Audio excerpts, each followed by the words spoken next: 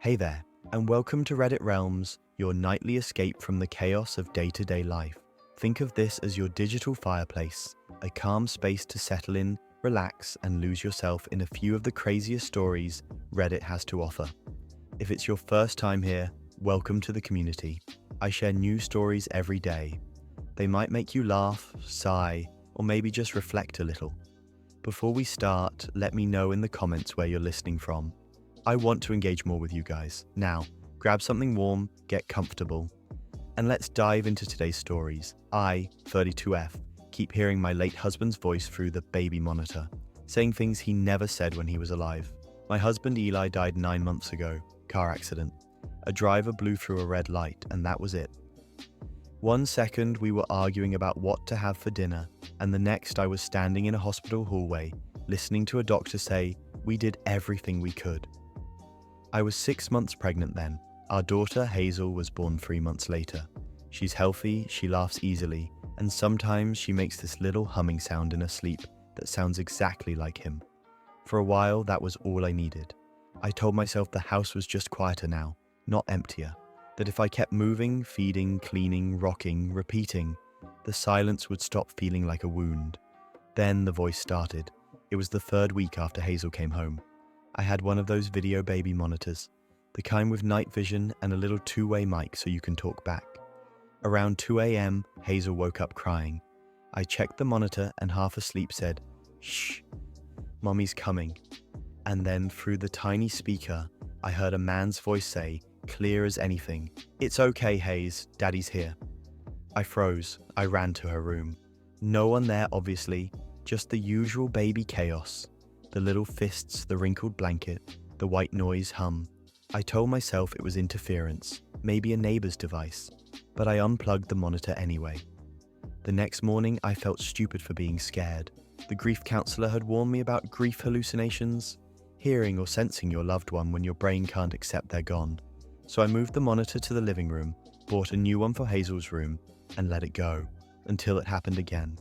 This time it wasn't words at first, it was humming. A slow, tuneless hum I recognized immediately. Eli used to hum like that when he was fixing something, or when he was trying not to swear in front of me. I heard it through the new monitor while I was doing dishes. Then, "She likes the music, love. Keep it on." He used to call me love. He was the only person who ever did. I turned off the monitor and sat on the floor, shaking, listening to the silence fill the house again. I didn't tell anyone for a while. Who would I tell? Hey, my dead husband's using the baby monitor to parent from beyond the grave? I could already see my mum's worried face. But after a few weeks, the voice came back. Always around 2 a.m., always soft. Sometimes he'd say Hazel's name. Sometimes he'd whisper, "You're safe." One night, he said, "Turn off the light." I didn't. A few minutes later, the lamp flickered and went out by itself. The bulb wasn't burnt. It worked fine in the morning. I started keeping a journal, writing down what the voice said each time. "Daddy's here. Sleep, love. Don't look at the door." The last one made me unplug everything again. Then something new happened. A few nights ago, Hazel was fussing around midnight, so I went to check on her. When I opened the door, she stopped crying instantly. She was looking past me toward the window, eyes wide but calm, like she was watching someone. She started smiling, that gummy baby grin, and I swear I smelled Eli's aftershave. I whispered, "Eli?" before I even realized it. Nothing. Just the creak of the house and her little laugh. I sat down beside her crib and said quietly, "If you're here, I miss you, but please don't scare her." The monitor crackled, then his voice almost like a sigh. "You shouldn't have said my name." And then nothing. I turned every light on in the house that night. Update. 2 weeks later. A lot has happened since I posted. I wasn't sure if I should write this, but it feels wrong not to. After that last night, I stopped using the monitor entirely. I started sleeping with Hazel's crib in my room again. Things were quiet for a while. I almost convinced myself I'd imagined everything. Then last Thursday, I found something. The monitor was still unplugged, sitting on the dresser. But when I picked it up to move it, the screen flickered on for a split second, showing a grainy black and white image of Hazel's nursery. Except, the crib was empty. There was a man standing beside it. I didn't see his face clearly. The image cut out after less than a second. but I could see his outline: tall, broad shoulders, head tilted the way Eli always tilted his when he was trying to get Hazel to laugh. The timestamp said 2:03 a.m. That was the same time I'd heard his voice every night before. I checked the security footage from my Ring camera, the one by the hallway. Nothing. Just me and Hazel all night. I took the monitor apart the next morning. The memory card inside had saved clips, short 10-second snippets. Most were static, but one was a recording of Hazel's room at 2:03 a.m., faint humming in the background. Then a whisper, "Don't forget the garden." That stopped me cold. That was my grandfather's last sentence before he died. A story I told Eli once, years ago, when we were newly married. I hadn't thought about it in forever. I deleted the file, but the sound still plays in my head sometimes when the house goes quiet. I don't think it's Eli anymore, or if it is, it's not him as I knew him. I've moved Hazel's crib to my mum's house for now. I'm sleeping with the lights on again. If this is grief, it's growing teeth. And if it's not, I don't want to know what it is. That "you shouldn't have said my name" line gave me full body chills. Voices through baby monitors are a real phenomenon. But repeating a private sentence no one else would know? That's something else. Don't destroy the monitor yet. Record it if it happens again. Evidence is better than nightmares. The garden reference ties to something you haven't resolved. Maybe your mind is connecting the threads, maybe not. Either way, you need rest. Sometimes grief opens a door. The problem is, not everything that walks through it is who you were hoping for. Some stories start with a sound, others start with a silence that feels wrong. Our next story begins when a man stops hearing his wife's voice, but still gets her voicemails every night at 3:17 a.m. I, 36M, keep getting voicemails from my wife, 3 years after she died, always at 3:17 a.m. Grief has its own time zone. For the first year after my wife Mara died, I lived in it full time. It was like jet lag that never ended. The world moved one way, I moved another. She died in a house fire, electrical fault. I was away on a business trip. She was home asleep. The fire marshal told me it would have been quick. I've never decided if that's comforting or unbearable. The phone company shut off her number months later. I kept her phone anyway. Couldn't throw it out. It sits in a drawer beside the bed, like some kind of relic from a religion I don't believe in anymore. For a long time it was just that, a quiet piece of the past. Then, last winter, I started getting voicemails. The first one came in December. I woke up to a notification on my phone, one new voicemail. The number was unknown. Timestamp 3:17 a.m. When I pressed play, all I heard was static for about 5 seconds, then a faint sound that could have been breathing. Then a click. It freaked me out, but I told myself it was spam or a wrong number. 2 nights later, same thing. 3:17 a.m. This time, after the static, I heard someone whisper my name. Just once. Not clear enough to swear to it, but enough to feel my heart hammer. "Mara?" I said out loud, like an idiot in the dark. No response. The next morning, I checked the call log. There was no number listed. No record of an incoming call at all.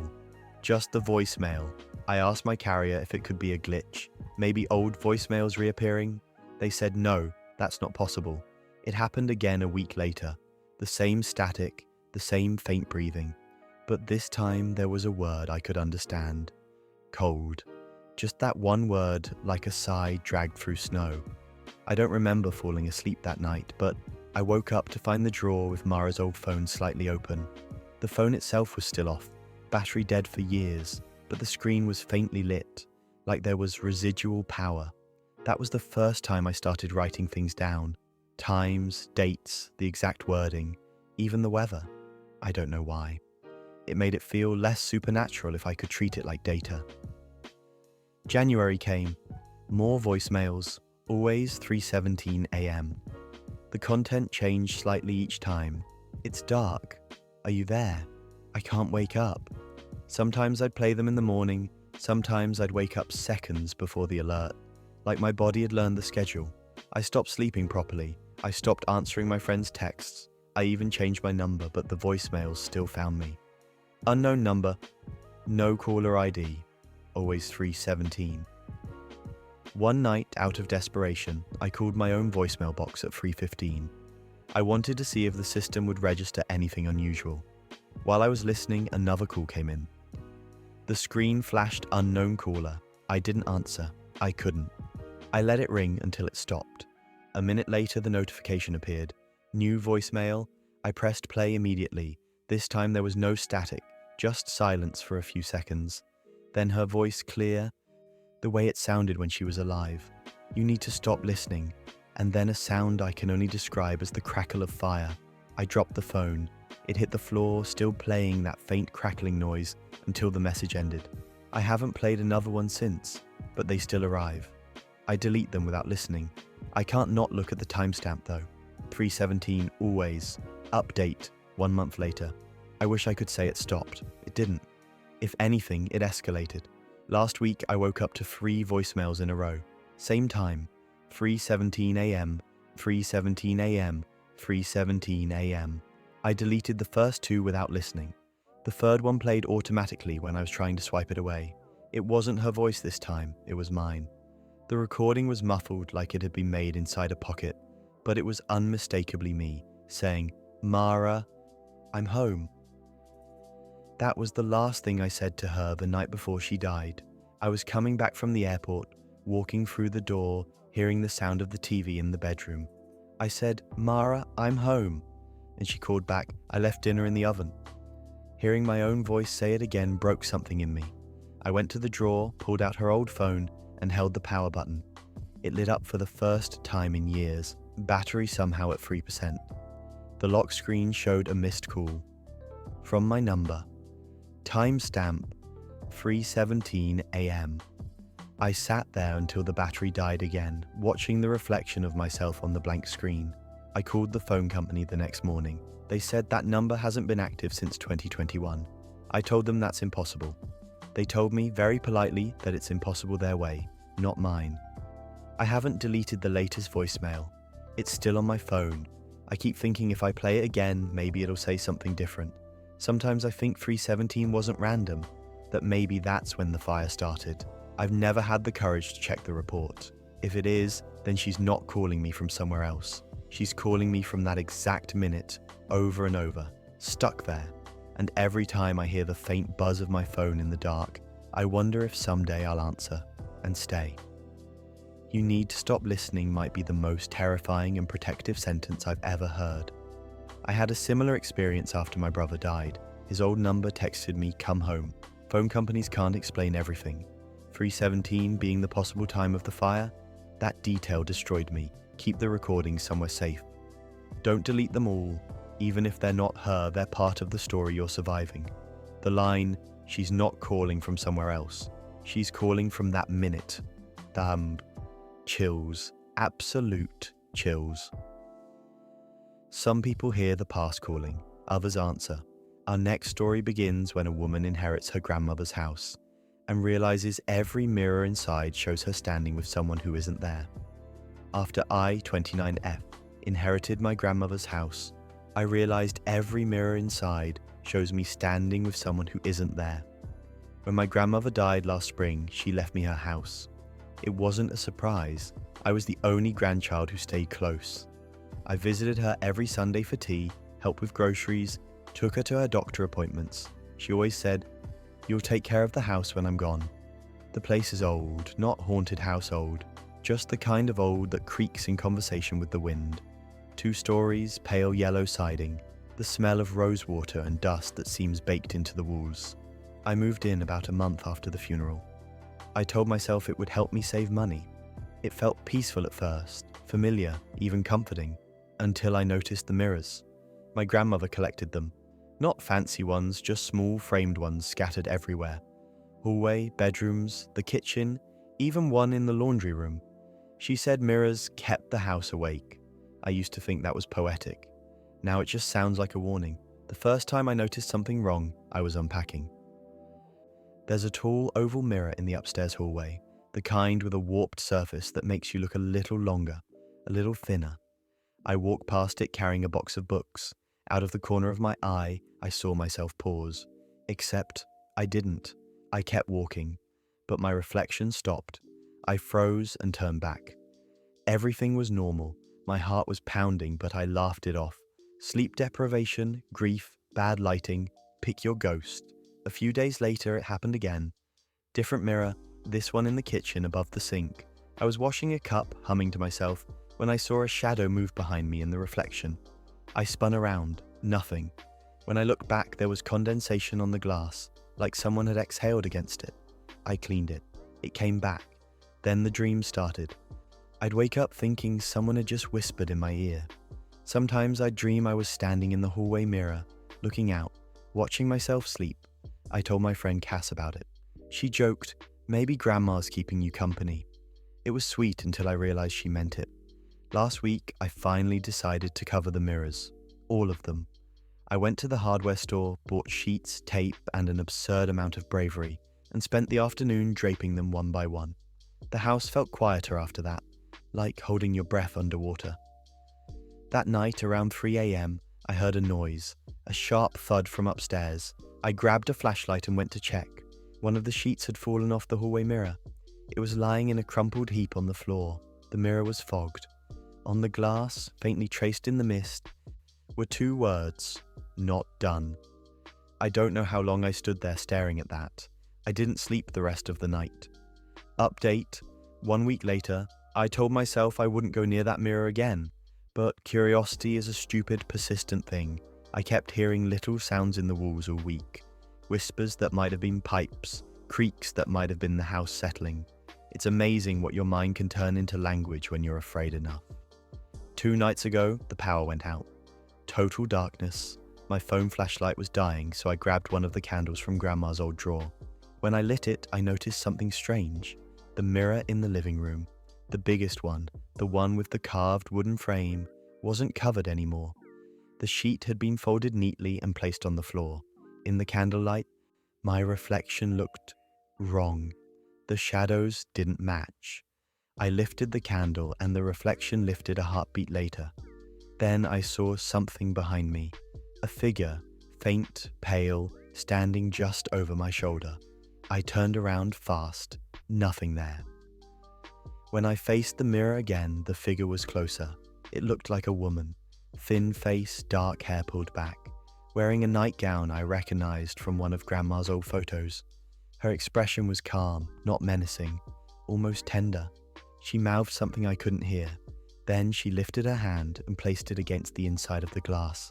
I should have run. Instead, I stepped closer. My hand lifted like it was following hers.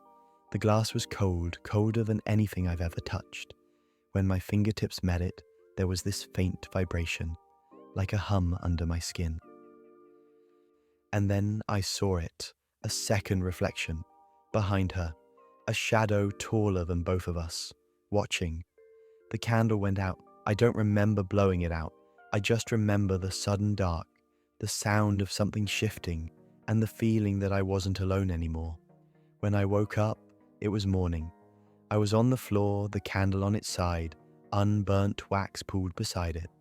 The mirror was clean, no marks, no woman, just me. But when I looked closer, I realized my reflection wasn't matching my breathing. It exhaled when I inhaled. I left the house that day. I'm staying with Cass for now, but this morning she handed me something I can't explain. A small mirror, oval-shaped, same carved frame as the one from the living room. She said she found it in the backseat of my car. I never put it there. And in the reflection, the woman is smiling. Not at me, behind me. The "not done" written in condensation gave me full body chills. That hand on the glass. Your description made it feel so intimate and horrifying at once. Don't bring that mirror back inside. Ever. Wrap it in salt and fabric and leave it somewhere far away. I wonder if your grandmother knew exactly what those mirrors were for. Maybe keeping the house awake meant keeping something else asleep. The reflection breathing the opposite way is the kind of detail that's going to live in my head forever. Some people see ghosts behind glass, others see themselves, just a little too late.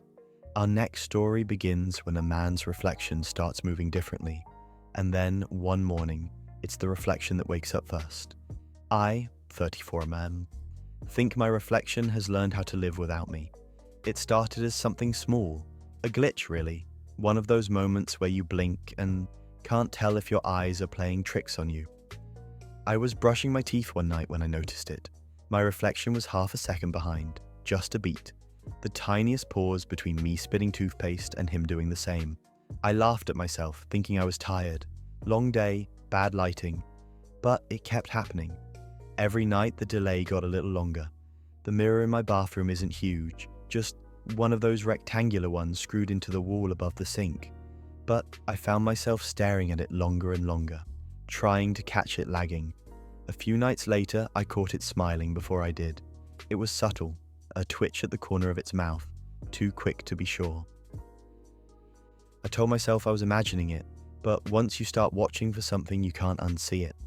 After that, the mirror felt aware. I'd walk past it and feel like it was holding its breath, like it was waiting for me to look. I live alone.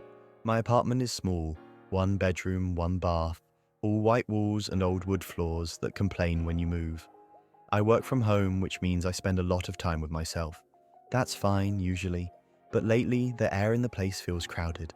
The weirdness ramped up about 3 weeks ago. I was getting ready for bed when I leaned forward to wash my face. When I stood up again, my reflection didn't move. It stayed bent over for a fraction too long, staring down into the sink. Then it looked up. I know how that sounds. I know how crazy it is to say, but it looked up after me. Eyes locking with mine in the mirror.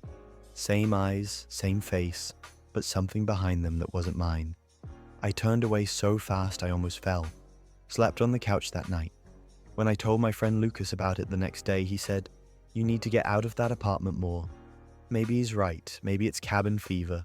Too many screens, too much time alone with grief. Yeah, grief. My brother died last year.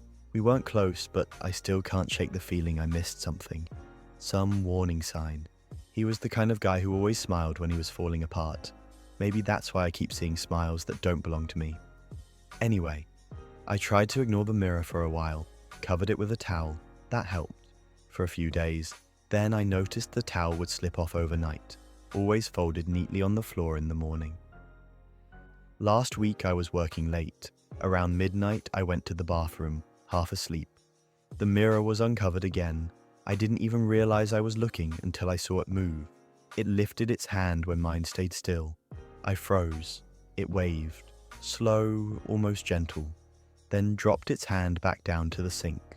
I backed out of the room, closed the door, and didn't open it again until morning. When I did, the mirror was fogged from the shower I hadn't taken. In the condensation, written in long finger streaks, were 3 words: "Let me try." I haven't used that bathroom since. I brush my teeth at the kitchen sink now. I avoid reflections, phone screen, windows, anything shiny. It's exhausting avoiding your own face. Update, 10 days later. I shouldn't have gone back in there. I know that now. Yesterday, I woke up to find my bedroom door open. I always close it. I live on the top floor, no pets, no draft strong enough to move it. I checked the apartment, nothing out of place. Then I saw the bathroom light was on. The mirror was uncovered again. This time there was something else. A hairline crack running across the glass right where my throat would be. I stared at it too long, tracing the fracture with my eyes. That's when I realized the reflection wasn't cracked. Only the glass on my side was. The me inside the mirror looked whole. I leaned closer. The reflection leaned closer too, but its breathing didn't match mine. I could see condensation forming on its side of the glass. Then it mouthed something. I couldn't hear it. I whispered, "What do you want?" It smiled, not my smile, not even close. And then it moved its hand to the other side of the crack, and the mirror flexed, like the surface was soft for a second. I stumbled back. My shoulder hit the wall. When I looked again, everything was still. That was this morning. Tonight I noticed something new. The reflection has stubble. I shaved. I ran my hand over my jaw. Smooth. The version of me in the mirror didn't copy it. It tilted its head, studying me like I was the one behind glass. I took a photo on my phone. The camera screen shows my reflection moving normally. The mirror shows the other version still standing there, smiling. When I checked the photo, there's no reflection at all, just the bathroom. I don't know what's going to happen next, I just know I can't stay here. I've been sleeping on the couch again, but sometimes, late at night, I catch flashes of movement in the TV screen when it's turned off. Just a flicker, like someone walking past in a place that looks a lot like my apartment, only flipped. I think it's waiting for me to look directly at it again. I think it's patient. I keep wondering what happens if one night I wake up and the me in the mirror isn't there at all, and whether that means he finally got out or I finally went in. The crack only showing on your side, that's nightmare fuel. This isn't even horror movie scary. It's quietly terrifying in a way that feels real. Mirrors are boundaries. Once they notice you noticing, they stop being walls. Don't destroy it. Cover it with fabric and never look directly again. There's a reason old folklore calls them gateways. If your reflection ever disappears, don't check. Whatever's left behind isn't supposed to have your name. Some reflections just watch, others reach back. Our next story begins with a woman who wakes up every morning to a new message carved into her bathroom mirror from someone who claims to be her 10 years in the future. Every morning, there's a new message carved into my bathroom mirror from someone who says she's me 10 years in the future. I used to think that grief was the strangest thing that could bend time. Turns out mirrors can do it too. I'm Leah, 31F, and for the past 6 weeks, I've woken up every morning to a new message etched into the condensation of my bathroom mirror. Not written on it, carved into it. Shallow, fine scratches that catch the light when the steam rolls over the glass. It started on a Tuesday. I just moved into a new apartment, second floor of an old converted Victorian house. Hardwood floors, too many light switches, a bathroom that looks like it hasn't been remodeled since the 80s. The first message was simple: don't take the job. That's all it said. At first I thought it was vandalism, or maybe something left over from a previous tenant, but the letters were sharp, precise, like they'd been carved recently. I ran my fingers over them, expecting to feel grooves. The glass was perfectly smooth. I laughed it off. I'd been offered a new position that morning, a big promotion at a marketing firm downtown. I told myself it was my brain making weird associations. Maybe I'd dreamed the message and projected it. Stress, right? The next morning, the words were gone. Completely. I even took a photo before bed to compare. Empty mirror, no scratches. But the day after that, there was a new message. Check the 4th drawer. There are only 3 drawers in my bathroom vanity, but when I pulled the bottom one out all the way, I found something wedged behind it. A small metal tin wrapped in yellowed paper. Inside was a photo of me. Same face, same hair, but older. Maybe 10 years. The woman in the picture looked tired, like she hadn't slept in a decade. On the back, written in my own handwriting, I didn't listen either. I don't remember taking that photo. The camera model printed on the border doesn't exist anymore. I threw the tin away. That afternoon, I accepted the job. The first week went fine. The office was sleek, expensive, sterile in the way that makes you feel small. My boss was one of those overly charming sociopaths who always call you rock star. Then the messages changed. They stopped being warnings and started being instructions. Do not go to the 7th floor. He knows. You won't find the exit next time. At first I tried to ignore them, but curiosity is a disease. I went to the 7th floor one evening just to prove to myself I wasn't losing it. The doors opened to a space that looked unfinished. Dim lighting, plastic sheeting over the walls, that smell of fresh paint and metal. Except it wasn't empty. There was a desk, just one. And on the desk was another photo of me. This time from a security camera angle, time-stamped 10 minutes before I stepped into the elevator. No one else was there. I quit the job the next day. They didn't even seem surprised. After that, the messages got worse. Too late. He followed. Move the mirror. I tried. The mirror is bolted to the wall. I called maintenance to have it removed. They said it's part of the original structure and would damage the paneling if taken down. I covered it with a towel instead, but when I woke up, the towel was gone, folded neatly on the counter. The message that day was, stop hiding from yourself. That one made me sit down on the floor and cry, because I realized the handwriting, the slant of the letters, it is mine. Not close, not similar. Identical. I stopped taking photos of the mirror after that. Something about pointing a camera at it felt like an invitation. Last Friday, I woke up to find a longer message. The words were smaller, running across the glass in spirals. You think this is starting. It's not. It's the middle. You made the wrong choice in the last version. You have 6 days. Don't answer the call. I almost didn't go to work that day, but staying home felt worse. Every reflection felt like it was waiting for me to acknowledge it. That night, my phone rang at exactly 9:47 p.m. Unknown number. I didn't pick up. It rang again. I turned it off. When I looked at the mirror later, the message had changed. Good, not this time. Update 3 weeks later. I wish I could tell you it stopped. I wish I could tell you I moved out, or that I had proof any of this is real. But all I have are words, both on glass and in my head. The messages started coming even when the mirror was dry now, etched into the surface so faintly they only show when light hits from a certain angle. Last Monday, I woke up to a new one. He's in the photo. I didn't want to look, but I did. The first photo, the one I found in the tin, was sitting on my nightstand. I swear I threw it out. And there, behind my older self in the photo, barely visible in the background, was a man's outline reflected in a window. Tall, blurred, like someone caught moving at the edge of a frame. I tore the picture in half and flushed it. But the next morning, there was another message. He doesn't like that. That same night, my phone rang again. 9:47 p.m., same unknown caller. I let it go to voicemail. The message was short, heavy breathing, then a voice low and calm.